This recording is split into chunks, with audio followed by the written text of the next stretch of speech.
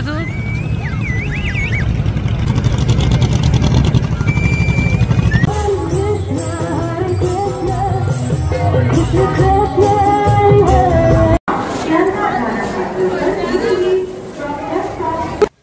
কয়েকদিন আগে আমি, আমার হাজব্যান্ড, আমার শ্বশুরমশাই আর শাশুড়ি মা সবাই মিলে বেরিয়ে পড়েছিলাম মায়াপুর যাওয়ার উদ্দেশ্যে। তো আমরা শিয়ালদা স্টেশনে যাই, ওখান থেকে আমরা রানাঘাটের ট্রেন ধরেছিলাম, কারণ ওই দিন কৃষ্ণনগরের ট্রেনটা একটু লেট ছিল। তো তারপর রানাঘাট থেকে লালগোলা প্যাসেঞ্জার ধরে আমরা পৌঁছে গিয়েছিলাম কৃষ্ণনগরে। আর রানাঘাট যেতে যেতে এই প্রাকৃতিক সৌন্দর্যটা আপনারা দেখুন। আমরা এই প্রাকৃতিক সৌন্দর্য দেখতে দেখতে সত্যি মুগ্ধ হয়ে গেছিলাম, আর আমাদের জার্নিটাও খুব ভালো লাগছিল। আর রানাঘাট যেতে যেতে দেখলাম যে প্রচুর কলা বাগান আছে, বিঘে বিঘে জায়গা জুড়ে, আর প্রচুর কলা চাষ হয় ওখানে।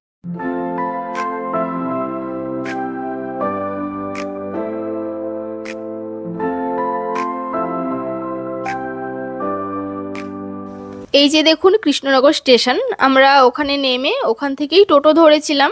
আমাদের 4 জনের প্রত্যেকের 70 টাকা করে নিয়েছিল পুরো ইস্কন মন্দিরে পৌঁছে দেওয়ার জন্য।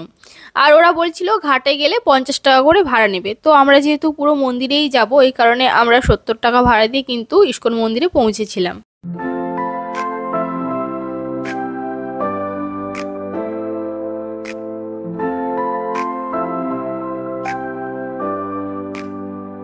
God's love endures.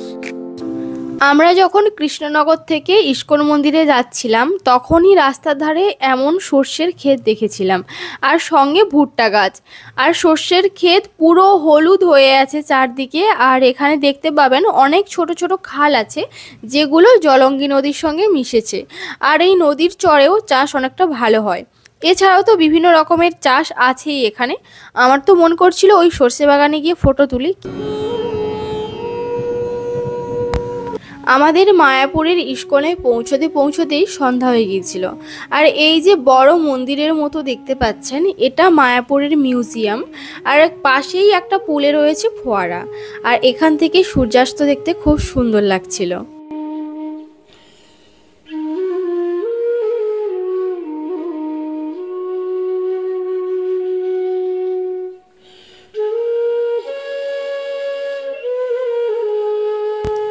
এই যে দেখতে পাচ্ছেন মায়াপুর মন্দির, তার মানে ইস্কন মন্দির, তার পেছনেই রয়েছে এই পাবলিক টয়লেট।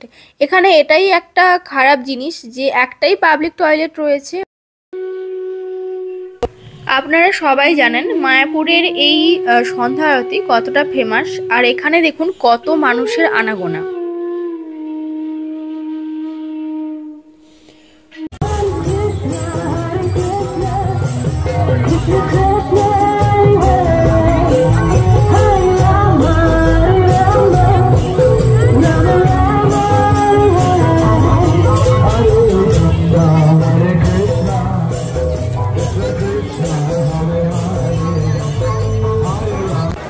দেখুন এখানে সন্ধ্যা আরতি দেখার জন্য কত মানুষের ভিড়।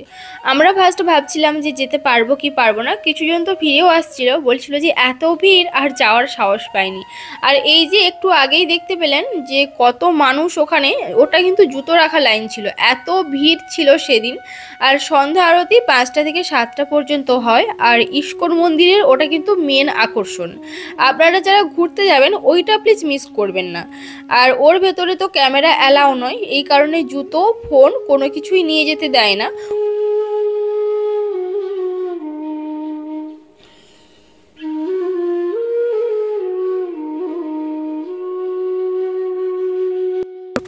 ইস্কন মন্দিরে সন্ধ্যায় আরতি হওয়ার পর ওরা খিচুড়ি প্রসাদ প্রদান করে, তো আমরা খিচুড়ি খেয়েছিলাম ওখানে। আপনারা ইস্কন মন্দিরের চত্বর থেকেই টোটোওয়ালাদের বললে ওরা অনেক ঘরের সন্ধান দেয়, মানে ওই হোটেল। তো আমাদের ওখান থেকেই একজন টোটোওয়ালা বলছিল যে আমার একটা হোটেল আছে তো ওর ফ্রেন্ডের, তো ওখানে আমরা গিয়েছিলাম। নাম ছিল জগদীশ্বর ভবন। হোটেলের রুমগুলো খুবই সুন্দর ছিল। আমরা প্রথম যখন যাই ওদের বিহেভিয়ারও খুব ভালো ছিল। আমরা একটা বড় রুম নিয়েছিলাম, তো ওদের দুটো রুম ফাঁকা ছিল, আর একটা ছোট রুম নিয়েছিলাম। বড়টা পড়েছিল 1200 আর ছোটটা নিয়েছিল 1000 টাকা। আর ওদের রুম খুব ভালো ছিল, সবই ভালো, কিন্তু ওদের বিছানার সাজ মানে বেড কভার, বালিশের কভার এগুলো কিন্তু নোংরা। মানে প্রথমে আমরা বুঝতে পারিনি, বাট পরের দিন দেখলাম যে একই জিনিসগুলো ওরা রিপিট করছে। আমরা পরের দিন আবার ইস্কনে গিয়েছিলাম। ওই ইস্কনের ভেতর থেকেই টোটো পাওয়া যায়, যেখানে করে ওখানকার বিভিন্ন স্থানে ওরা ঘোরাতে নিয়ে যায়। আর এই যে দেখুন, আমরা গোশালা যাওয়ার পথে গাড়ি পার্কিংয়ের কত জায়গা, মানে ওদের এরিয়া তো বিশাল, প্রচুর জায়গা ছিল। আর আমরা গোশালায় গিয়েছিলাম ওখানকারই টোটো ধরে, আর আমাদের 15 টাকা করে ভাড়া নিয়েছিল। এই যে গোশালা, এখানে পিওর ঘি পাওয়া যায় প্রচুর। আর এই যে দেখুন, এখানে একটা বিশাল বড় গরু আছে, যেটা মেন আকর্ষণ। এছাড়াও এখানে দেখার মতো তেমন কিছু নেই, এই ভালো করে গরুদের থাকার জন্য ওরা জায়গা করেছে।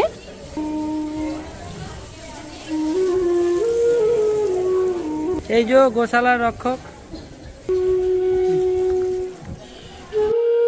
তারপর আমরা চলে গিয়েছিলাম মায়াপুর ফুলডোম থিয়েটারে। এখানে টিকিট প্রাইস 40 টাকা। এখানে কৃষ্ণের জীবনের 9টা ধাপ দেখানো হয়। আর এখানে যেহেতু ক্যামেরা অ্যালাউ নয়, তো আমরা ভিডিও করতে পারিনি। আর হ্যাঁ, এখানে কিন্তু বিভিন্ন ভবন আছে এই ইস্কন মন্দিরের ভেতরেই, যেখানে প্রচুর রুম আছে। আর এখানে রেন্টে পাওয়া যায়, যেখানে 900 টাকা মতো নেয়।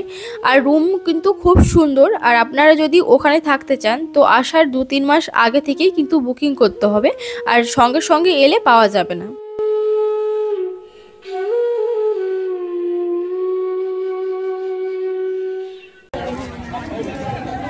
এই তো সব গৌরাঙ্গগুলো।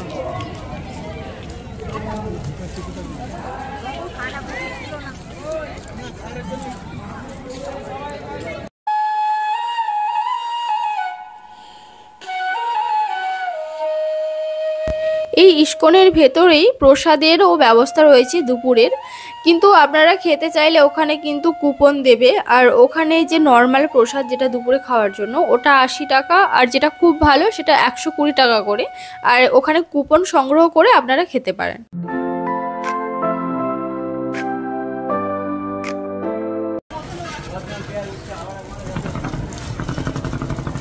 দুপুরবেলা আমরা ইস্কন মন্দির থেকে মায়াপুরের ফেরিঘাট থেকে নবদ্বীপের ফেরিঘাটে পৌঁছেছিলাম। আর আমাদের ভাড়া নিয়েছিল 10 টাকা। আর ওই নদীপথ থেকে ইস্কন মন্দির দেখতে খুব সুন্দর লাগছিল, আর জার্নিটাও খুব সুন্দর ছিল।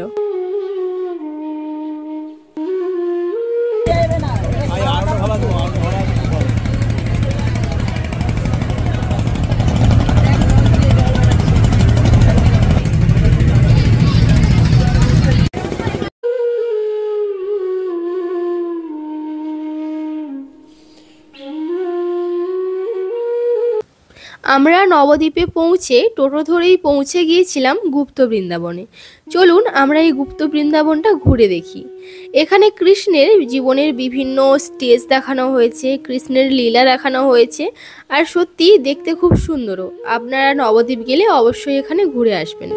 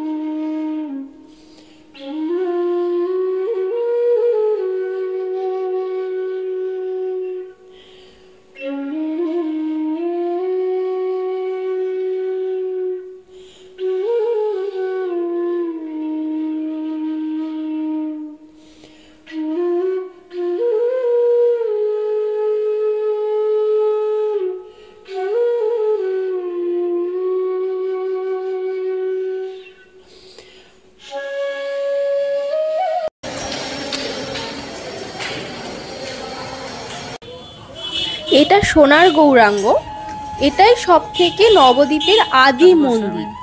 কিন্তু এখানে মানুষজন বেশি অনুদান করে না বা এটার নামও বেশি নেই। আর এই যে দেখতে পেলেন মহিলাকে, ইনি এখন এই মন্দিরের রক্ষণাবেক্ষণ করেন। তো উনিই বলছিলেন যে আপনারা কিছু অনুদান করুন, এখান থেকেই ওরা মন্দিরের কাজ করার চেষ্টা করছে। আর মন্দিরটা যেহেতু অনেক পুরনো, তো ওই টাকা থেকেই ওরা ওটা রিপেয়ারিং করার চেষ্টা করবে। এটা পোড়ামাতলা, এখানে বাবা শিব এবং মা কালী দুজনেই আছেন। আর এই যে দেখতে পাচ্ছেন, এটাই মেনলি পোড়ামাতলা।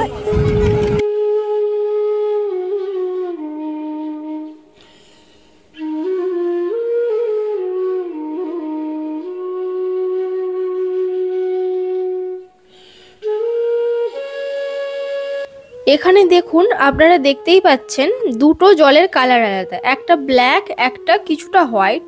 এখানে কিন্তু জলঙ্গি আর গঙ্গা একসঙ্গেই বয়ে যাচ্ছে, কিন্তু কেউ কারোর সঙ্গে মিশছে না।